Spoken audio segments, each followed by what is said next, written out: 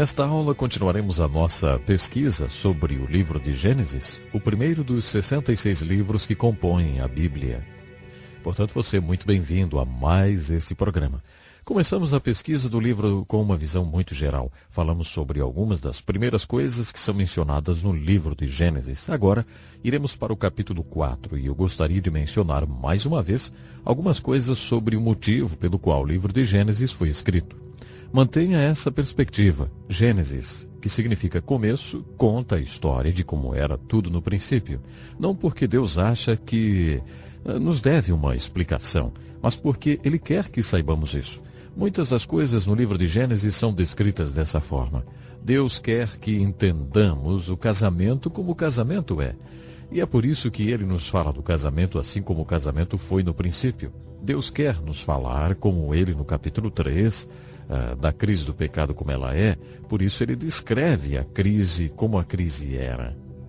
Na segunda metade do capítulo 3, também vimos a comunicação entre Deus e o homem, como ela é e como ela era.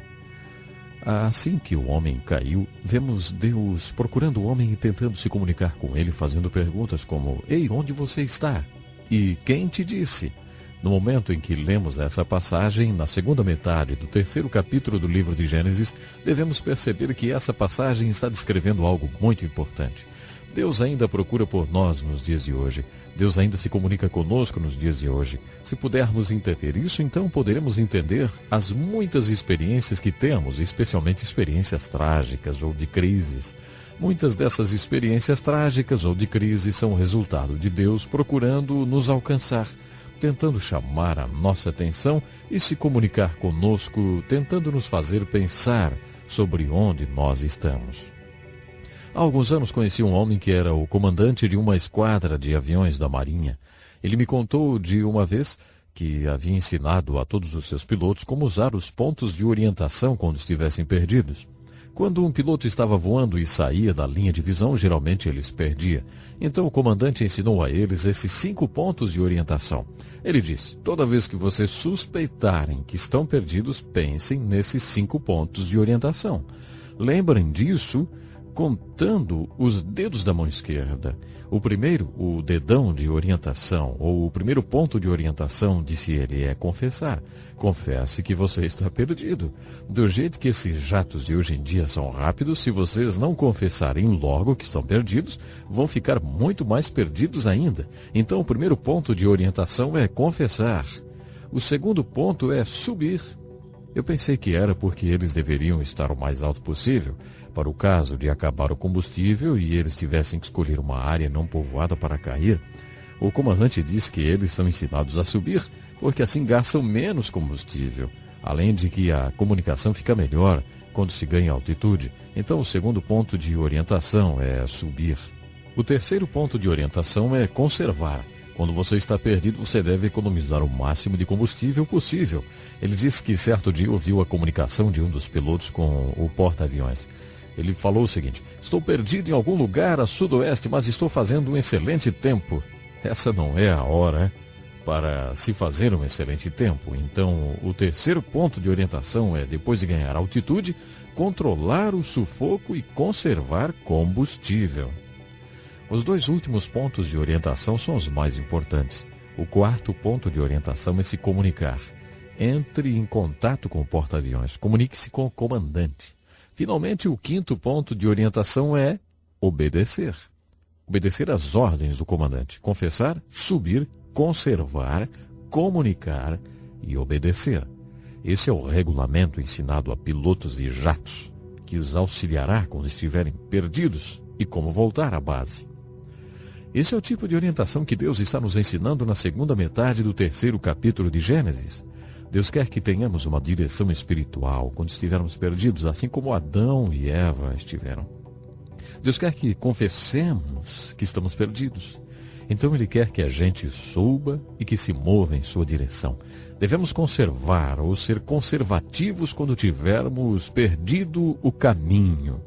Não tome grandes decisões quando você acreditar que perdeu o seu caminho. O ponto mais importante dessa orientação espiritual é a sua comunicação com Deus. Deus quer se comunicar com você. Essa é a mensagem da segunda metade do terceiro capítulo de Gênesis. Quando Deus se comunicar com você, ouça e obedeça ao que Ele tem a dizer. A mãe de Jesus disse: seja o que for que Ele lhe disser para fazer, faça. Essa regra é eterna. Sempre obedeça quando você acreditar que Deus está se comunicando com você. Ainda no terceiro capítulo de Gênesis, podemos encontrar as consequências positivas, como Deus procurando por nós e tentando nos resgatar, e também as consequências proféticas. Por exemplo, em Gênesis 3:15, temos a primeira profecia messiânica. Não temos que esperar até o capítulo 12 de Gênesis, com a história de Abraão, para ouvir falar no maior plano de Deus, a salvação ou a redenção.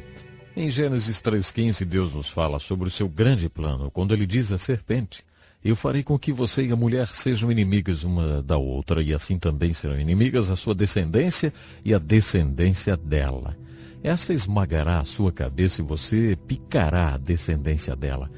Sabe, essa é uma profecia messiânica. Se você entende do que esse versículo está falando, essa é a primeira dica das Escrituras que afirma que Deus trará alguém a este mundo e esse alguém irá consertar as coisas. É claro que há muitas consequências negativas para a mulher, para o homem, e para o homem a mulher. A mais séria dessas consequências negativas é encontrada no final desse capítulo. É o que chamamos de divórcio com Deus. Eles estão divorciados de Deus. Eles são banidos do jardim.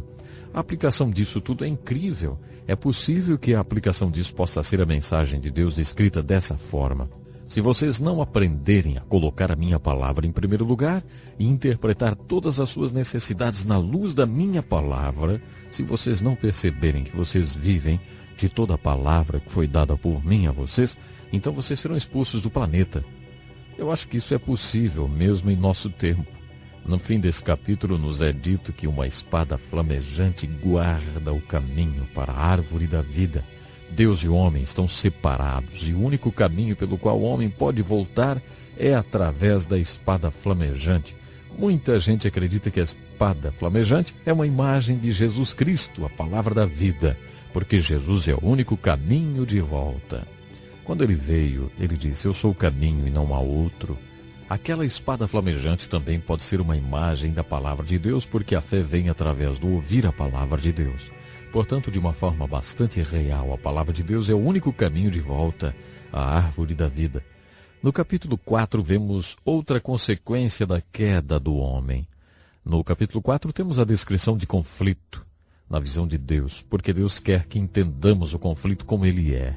Estamos em conflito com nós mesmos. Estamos em conflito sempre com nossos colegas, maridos e esposas. Estamos em conflito com nossos filhos, nossos pais. Temos conflitos entre patrão e empregados. As greves são constantes e, é claro, temos os conflitos entre nações. O conflito é um de nossos maiores problemas. Em Gênesis capítulo 4, Deus nos mostra alguns fatores chaves que causam conflitos e algumas soluções que podem ajudar a resolver esses conflitos. Ele nos mostra essa verdade através da história de dois irmãos. Esses dois irmãos se parecem muito com a gente. Seus nomes são Caim e Abel. Está escrito que foi ideia de Caim fazer uma oferenda a Deus. Já que Caim era um lavrador, um fazendeiro, ele ofereceu esse tipo de oferenda a Deus. O seu irmão Abel era um pastor e ofereceu um animal como oferenda. Ambos levaram oferendas a Deus. Se você ler a história cuidadosamente, vai perceber que Deus não estava muito satisfeito com Caim como homem.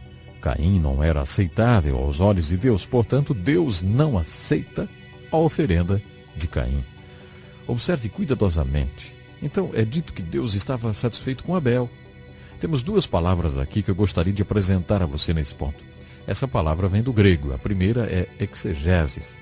Essa é uma bela palavra que significa extrair de um verso da Escritura tudo que está dentro desse verso. Nos seminários estudamos grego porque pretendemos ser estudantes da Bíblia ou pastores. No primeiro ano estudamos a gramática grega. Se você estudar o grego por 4 anos, os próximos 3 anos serão exegese. Isso significa que você estudará as Escrituras e irá interpretá-las. Exegese é quando você chega num verso das Escrituras em grego e tenta extrair desse verso tudo o que essas palavras em grego dizem. Ex significa fora de. Exegese significa então extrair de um verso tudo o que ele diz. A outra palavra é o oposto de exegese em grego, que é Eisegeses. Eis, em grego, quer dizer o oposto de ex. Eis significa dentro. Então, eisegese quer dizer que você vai até um verso da Escritura e lê dentro desse verso algo que não está explícito. Isso é bobagem. Conforme você for aprendendo as regras para o estudo da Bíblia, vai descobrir que isso é uma grande bobagem. Já vimos exemplos disso no relato da criação em Gênesis, onde muita gente acha que houve uma catástrofe entre os versos 1 e 2. Isso simplesmente não está lá. Isso é ler dentro das Escrituras alguma coisa que não está lá. Quando lemos a história de Caim e Abel, é fácil ler algo que não esteja lá. Caim não foi instruído a trazer um sacrifício animal. No livro de Levítico, as pessoas eram instruídas a trazer oferendas de grãos, se era com grãos que eles trabalhavam. Portanto, a oferenda não era a questão mais importante nessa história. É óbvio que a questão mais importante não é a oferenda, é o homem. No capítulo 11 do livro de Hebreus, há um comentário sobre essa história. E esse comentário diz que Abel, através de sua oferenda, deu o seu testemunho de que era correto como homem. Percebemos que Deus se preocupa mais com o homem do que com a sua oferenda. A história aqui é a seguinte: Caim é o Senhor inaceitável. Eu não creio que a Bíblia explique por que ele era inaceitável. Ele era assim, e é claro que Deus sabia disso. Abel é o Senhor aceitável. Agora o Senhor inaceitável e o Senhor aceitável trazem uma oferenda a Deus, e Deus rejeita a oferenda do Senhor inaceitável. O Senhor inaceitável, diz a Bíblia, fica zangado e deprimido. Ele estava zangado, muito zangado. Mais uma vez estamos ficando sem tempo aqui. Eu gostaria de me despedir de você deixando um dever de casa hoje. Leia essa história bastante conhecida de Caim e Abel. Veja se você pode encontrar alguma aplicação dessa história que possa ajudar as pessoas que vivem sempre zangadas ou deprimidas. Conforme você estiver lendo a história, faça essas perguntas. O que a história diz? O que significa? E o que significa para mim? Se você estiver zangado ou deprimido, veja se consegue encontrar alguma ajuda nessa história tão conhecida. Bom, como disse, o nosso tempo já acabou e eu gostaria de encontrar você no nosso próximo programa. Até lá então. Que lição importantíssima. Obrigado, Pastor Edson Bruno. Prezado ouvinte, coloque em prática o que você ouviu aqui. Sem dúvida, sua vida será grandemente abençoada. Este é um estudo escrito pelo Dr. Dick Woodward, na voz do Pastor Edson Bruno. Escreva-nos e solicite o material. Nosso endereço é Encontro com a Palavra, Caixa Postal 2011, CEP 89201-970, Joinville, Santa Catarina. Até o nosso próximo Encontro com a Palavra.